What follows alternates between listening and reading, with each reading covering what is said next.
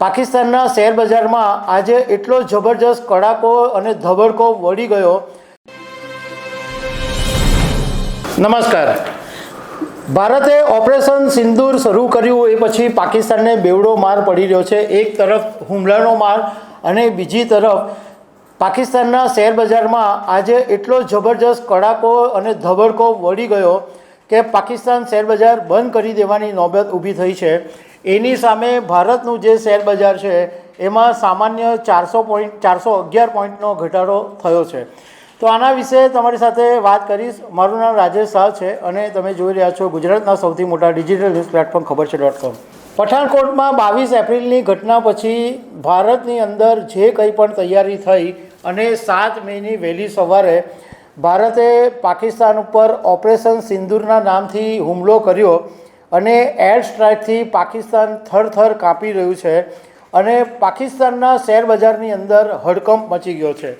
ગુરુવારે પાકિસ્તાનનો KSE 100 index છે એ 8,400 પોઈન્ટ એટલે 7.64% જેટલો તૂટી ગયો છે અને બધા જ શહેરોની અંદર એટલી બધી લોઅર સર્કિટ લાગી ગઈ કે રોકાણકારોને ઠંડા પાણીએ નહાવાનો વારો આવ્યો અને શેર બજાર વધારે નહીં તૂટે એટલા માટે સ્ટોક એક્સચેન્જને તાત્કાલિક ધોરણે બંધ કરી દેવામાં આવ્યું। એવું કહેવામાં આવે છે કે પાકિસ્તાનની અંદર 2021 પછીનો આ સૌથી મોટો કડાકો છે। હવે ભારતીય શેર બજારની વાત કરીએ તો આપણો બોમ્બે સ્ટોક એક્સચેન્જનો જે ઇન્ડેક્સ છે એ આજે લગભગ 411 પોઈન્ટ તૂટ્યો। ગઈકાલે 100 પોઈન્ટ વધેલું હતું અને આજે થોડું ઘણું તૂટ્યું, પણ ઓવરઓલ ભારતીય શેર બજાર છે એ સ્ટેબલ છે, પરંતુ પાકિસ્તાન શેર બજારની અંદર જબરજસ્ત વેચવાલી નીકળી છે અને બજારના ભૂક્કે ભૂક્કા બોલી ગયા છે। 22 એપ્રિલથી અત્યાર સુધીમાં લગભગ 15,000 પોઈન્ટનો ઇન્ડેક્સ પાકિસ્તાનમાં તૂટી ગયો છે, જ્યારે ભારતે એર સ્ટ્રાઇક કરી 7 મે ત્યારે પણ લગભગ 3,900 પોઈન્ટ તૂટી ગયું હતું।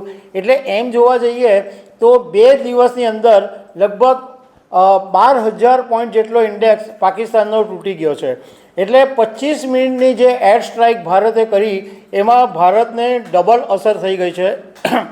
એક તરફ પાકિસ્તાન જે હુમલા કરી રહ્યું છે એની એર ડિફેન્સ સિસ્ટમ છે એ ભારત નિષ્ફળ કરી રહ્યું છે અને જે પણ પાકિસ્તાન હમણાં હુમલા કરી રહ્યું છે એનો ભારતીય આર્મી જડબાતોડ જવાબ આપી રહ્યું છે। તો દર્શક મિત્રો, આવી અનેક વાતો સાથે અમે તમને મળતા રહીશું। Thank you very much.